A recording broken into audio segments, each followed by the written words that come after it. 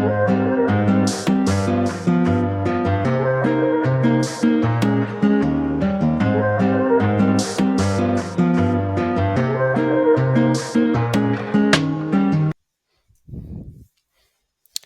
everyone, welcome back to Spicy BL Reads. And as the name suggests, like these stories that I'm narrating, they are spicy as hell indeed, just the way I like it. I can't have it too snuffy, too fluffy. It doesn't intrigue me. And just to mention, if I hadn't mentioned it before, these stories that I'm reading, they're not mine. I did not make them, or should I say, I did not create these stories. I'm just someone that is obviously enthralled by these works of art. And just in case you guys don't know about it, I'd love to like read it to you because I want you guys to like in your privacy just cackle and swing your feet as well whenever you hear these outrageous wonderful works of art that have been created. But anyway, without further ado, I am introducing a new story, and this one involves Kim Tirapanyakul and Shay Kittisad. Well, I pronounce his last name Kittisad. I hope I'm pronouncing it correctly. But anyway, without further ado, this is chapter 1. They said a good weapon was accurate, reliable, and efficient, but the best weapon? That was something far more complex. Kim Hand Tirapanyakul wasn't just a weapon. He was chaos wrapped in human skin, a hazard warning personified. He didn't just get the job done, he obliterated obstacles with precision and a terrifying lack of remorse. Everyone knew better than to cross the Tirapanyakul family. But there was always one fool who thought that they could play with fire and walk away unscathed. When Kim Kimhand shows up at your doorstep, one thing's for certain: unaliving. Kim didn't deal in second chances. Mercy wasn't part of his vocabulary. He wasn't interested in apologies, and he certainly didn't tolerate mistakes. He was swift, efficient, and final. His job was never complete until the mess was cleared, and for those who crossed him, unaliving was the ultimate cleanup. He was the shadow that fell before destruction, the unrelenting force behind the Tirpanyaku name. Ruthless and precise, he was a figure spoken of in hushed tones, a ghost that haunted the underworld. No one knew him well enough to describe his face, but everyone knew his name.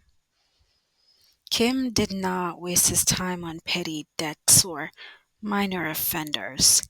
He appeared only for problems too large, too dangerous, or too significant to ignore.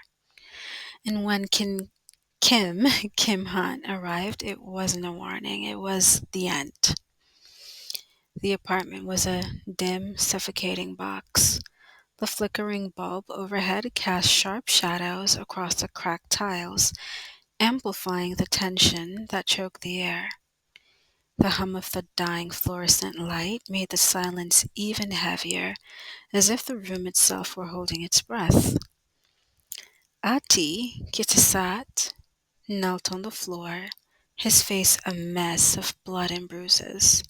His hands shook as he clutched at his sides, but nothing could hide the terror in his eyes. The smell of sweat and fear clung to him, mixing with the metallic scent of blood seeping into the cracks of the floor. Kim stood before him, his black suit immaculate, as if he were a shadow that had materialized from the darkness itself. His posture was precise, his movements deliberate. Everything about him screamed control. In his hand, the Glock. Well, I don't know if I could say Glock on YouTube. But yeah, it was like a natural extension of his body.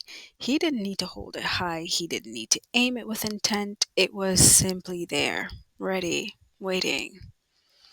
Ati was rambling, his words slurred with panic. Kim, please, I didn't want to.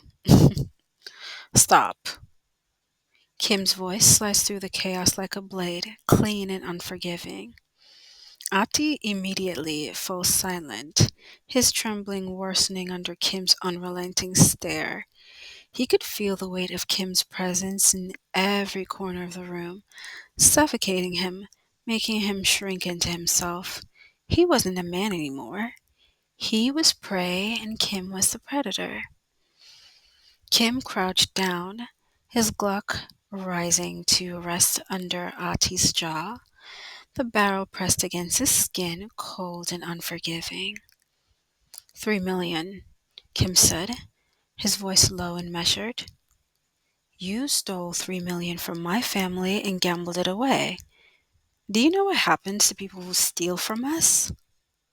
I'll pay it back. Kim's free hand shot out, grabbing Ati's jaw with a punishing grip. His gloved fingers dug into the flesh, forcing Ati's head back as he whimpered in pain. You had your chance to pay it back, Kim hissed. Now I'm here to clean up your mess. The words didn't just hang in the air, they were a sentence, an inevitability. Kim didn't need to raise his voice. His mere presence, the coldness in his eyes, was enough to freeze the blood in Ati's veins. Kim tilted his head, his gaze cold and detached as he studied Ati like a scientist observing a failed experiment. You're pathetic, Kim continued, tightening his grip until Ati's face turned red. You beg like a dog, you cry like a child, and you think that will save you. Kim slammed the butt of his Glock into Ati's temple. The man crumpled to the floor, his head snapping against the tiles with a sickening crack. Off topic. I know, guys, super violent. I mean, I hope it's still YouTube safe, but anyway. You disgust me, Kim said, standing over him. Blood seeped from a cut on Ati's head, pooling beneath him as he coughed weakly, each ragged breath a desperate plea for mercy that Kim had no intention of granting. Kim glanced at Pete and Arm, who remained motionless in the corner. Pick him up, he ordered. His voice never wavered, never softened. Pete moved forward, lifting Ati by the collar and shoving him back onto his knees. Ati groaned, barely able to keep himself upright. Kim crouched again, grabbing Ati's bloody face with one hand and forcing their eyes to meet. His other hand held the Glock, which he slowly, deliberately pressed against Ati's chest. This, Kim said softly, is what betrayal earns you. His finger moved to the trigger, the pressure steady, unhurried. Ati sobbed, his voice hoarse and desperate. Please, Kim, just give me enough. Kim's voice was colder than the barrel of the gun against Ati's skin.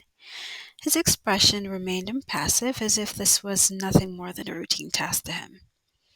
The Glock shifted slightly, now aimed directly at Ati's temple. Kim's finger twitched. Say goodbye, Kim said, but before he could pull the trigger, a sharp gasp echoed through the room. Kim's finger paused on the trigger. His head turned slowly towards the doorway, his movements precise and deliberate. A young man stood there, framed by the weak light spilling in from the hall. His slight frame trembled, but his dark, wide eyes held a mixture of fear and something else, something Kim couldn't place. The boy's gaze was wide, uncertain, but there was a quiet intensity to it that immediately caught Kim's attention. Kim's eyes narrowed. There was something about this boy, a defiance in his posture, a flicker of something in his eyes that Kim didn't expect. Kim's gaze lingered, dark and sharp, as if he could unravel the boy with a look. Who are you? The boy blinked. Then his lips parted. His voice, soft and trembling, held a quiet authority that Kim hadn't anticipated. Porche. Just one word. But it hung in the air, resonated with something that unsettled Kim. The way the boy said it, a mixture of defiance and fear, was something new. Kim didn't know why, but the way Porche spoke his name made Kim feel uncertain. Something he'd never felt before. Look, he dealt with all kinds of people in his life, but this boy, there was something different. Porsche's eyes darted from Kim to Ati, who was still slumped on his knees, blood dripping from his face. The boy's confusion was obvious, but it wasn't just confusion. There was something else in his eyes, a deeper understanding. See, this wasn't the first time he'd walked in on his uncle in this position. Portia didn't have to say it, but Kim could tell this wasn't new. The boy was no stranger to this world. I, I'll do anything, Portia stammered, his voice breaking. Just don't hurt him anymore. Kim rose to his full height, holstering his Glock with a smooth motion. But the change in his posture was imperceptible. Every movement he made was deliberate, controlled, like the calm before a storm. Yet something had shifted. The hesitation that settled in his chest wouldn't go away. This boy, Porche, was stirring something in him. You walked into the wrong room, Porche, Kim said softly, his voice a kind of calm that made the air feel even more dangerous. Porche swallowed hard, his throat bobbing visibly. I had to. Kim's lips curved into the faintest hint of a smile, more dangerous than kind. Had to? Porche nodded, his hands shaking at his sides, the weight of the situation pressing down on him. Please, he whispered, don't kill him. Kim tilted his head, intrigued. He reached out, his gloved fingers brushing against Porsche's wrist. Electricity. Porche gasped again, his breath catching in his throat. His pulse hammered under Kim's fingers, erratic and unsteady. You're shaking, Chibi, Kim murmured, his voice low and almost teasing. Porsche's lips parted, but no words came out. His eyes, wide, locked onto Kim's, and for a moment the world seemed to fall away. There was something about the way the boy looked at him, something that made Kim feel unsure. For the first time in his life, he felt hesitation. His mind raced. This wasn't a weakness, was it? It was just curiosity. But why? He'd never hesitated before. Pete cleared his voice. His throat, snapping, came out of his trance. Boss, should we take him outside? Kim's head snapped towards Pete, his sharp glare enough to make Pete stiffen. No, Kim said coldly. His voice dropped lower, more menacing. Nobody touches him. Pete nodded quickly, stepping back. Kim turned back to Porche, his gaze softening, just slightly. You want me to spare him? Porche nodded. Yes, please. Kim's eyes flicked briefly to Ati, who'd been watching the exchange with terrified fascination. Kim's gaze hardened as he turned back to the boy. You should thank him, Kim said to Ati, his tone cutting. Poor Shay just saved your life. 7 days. That's all you get to fix this yourself. Ati sobbed in relief, nodding frantically, his hands shaking as they clutched his knees. Kim crouched again, grabbing Ati's bloodied face one last time. If you fail, he whispered, his tone deadly, there won't be a Porsche to save you. Kim straightened, turning to the boy once more. For a moment, he seemed to hesitate, his dark eyes lingering on Porsche's face. His thoughts were a whirlwind, but one thing was clear. He couldn't shake the pull of those eyes, the way they made him feel something he wasn't used to. You're dangerous, Porsche, Kim murmured, his voice low, enough for only Porsche to hear. I'll figure out why. With that, Kim turned and strode towards the door. He paused in the doorway, glancing back once. 7 days, Ati. Thank the gods for Porsche. Kim's his gaze, flicked back to Porsche, his expression softening as he whispered, See you around, Bambi. And then he was gone, leaving behind silence, the scent of blood, and the faintest echo of danger. And that goes for, or at least that concludes this first chapter. I don't know what to make of it.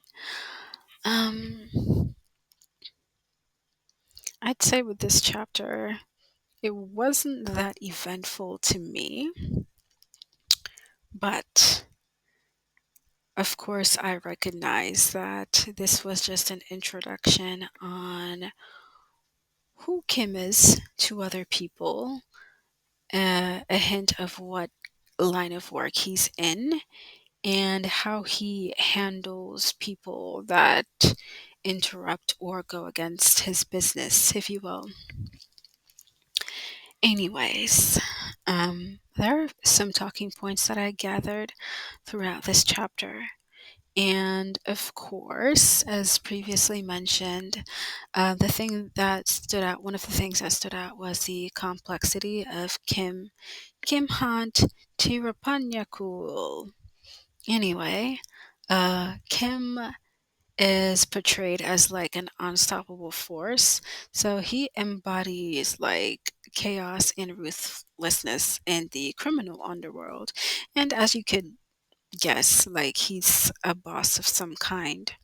So the whole narrative emphasizes Kim's calculated approach to retribution, where he delivers like really quick and unyielding consequences to those who basically mess with him and his family.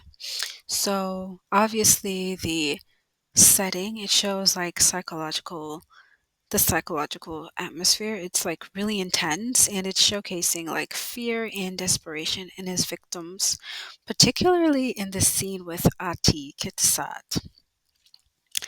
Now obviously we can conclude that Ati is Porsche's uncle. And Kim does not engage with petty matters, so he's only summoned for great issues that warrant his lethal intervention. And obviously, he didn't meet Portia yet, but we're gonna get there. And then, like the entire dialogue that was happening between Kim and Ati, it was showing like Kim's chilling authority and precision. So it was highlighting his capacity to instill like terror without hesitation or dwelling about it. So this would like bring across like the second theme that I picked up on, which involves confrontation and power dynamics. So Where that's concerned, right? Kim expresses contempt for Ati, emphasizing his like disdain through physical violence, basically beating Ati up with a gun and everything. I would never in my life wish to experience getting pistol whipped. And that word or that phrase still makes me cackle to this day, pistol whipping. But okay, enough about that. So it's when he's emphasizing his like disdain through physical violence and psychological intimidation, like Kim's cold demeanor reveals like a ruthless nature. So he prioritizes punishment for betrayal over mercy. And in his line of work, that is to be expected, seeing as though in the mafia world, weaknesses are often exploited. Right, so like the tension escalates as Kim prepares to basically execute Ati. So he's underscoring his authority. Well, Ati had been underscoring his authority and control in the situation. So there was suddenly like an interruption by a young boy that was eventually introduced in the chapter as Portia. And he unexpectedly like displayed an element of defiance, and he was trying his best to challenge Kim's confidence. Look, Kim experiences like a moment of uncertainty when he met Portia, which would hint at a shift in the power dynamics at play. And you could tell, seeing as though, like, throughout his interaction with Ati and his guards, for example, he's usually like very cold, very sharp with them.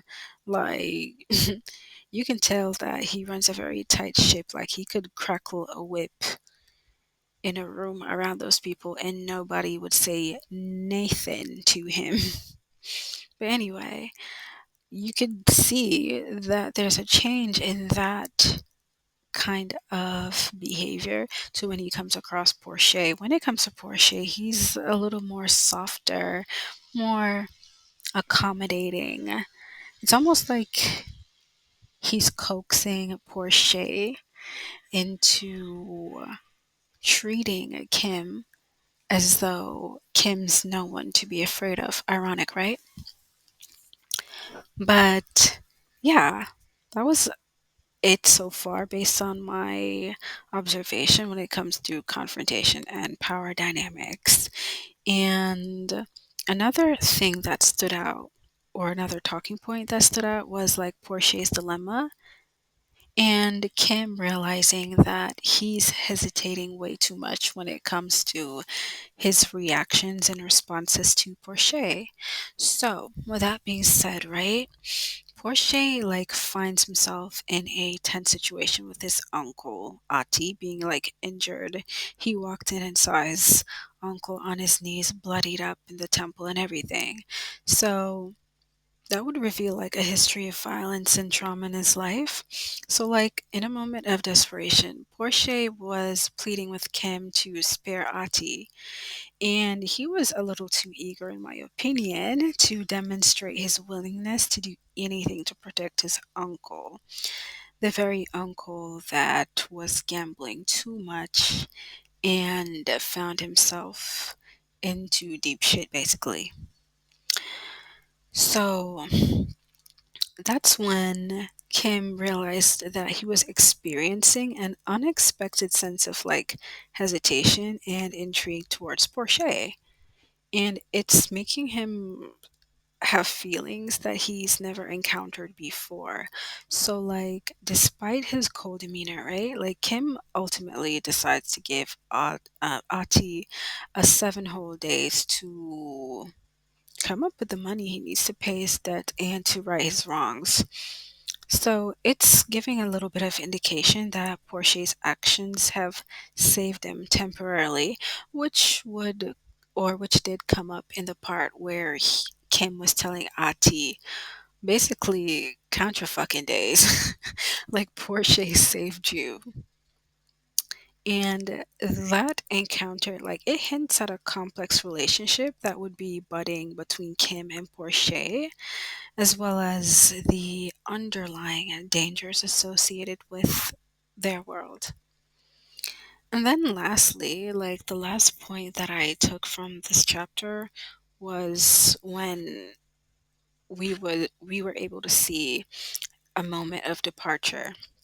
So when Kim uh finally finished issuing his ultimatum to Ati, he addresses Portia affectionately with the nickname Bambi.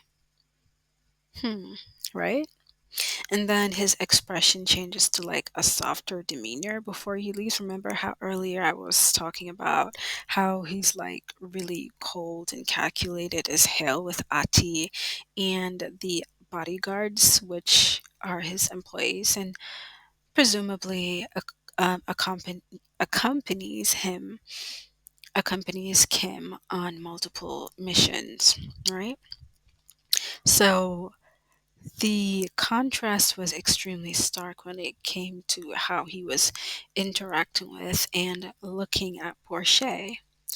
So the atmosphere would then like convey a sense of lingering silence and tension, like before he leaves, because I guess in Kim's head, he needs to establish and maintain dominance over everybody in the room to let him know, like, listen, you might have got off today. You might have got off today, but it won't always be like that. Like I said, count your days. And also, like, another indication of like how tense the atmosphere was, you could like almost visualize a scent of blood, suggesting like what he did to Ati. He pistol whipped him, gun butt him, if you will, in the temple and everything. So, anyways, when Kim exit, it hints at like an unresolved threat or potential future encounters with Portia, meaning that if and when I do see Portia again, it could be because of his uncle's fuck ups, especially when it comes to gambling and reaping. Or it could be that Kim could potentially see Portia again, but perhaps to offer an illusion of assistance. But like I say, this is just my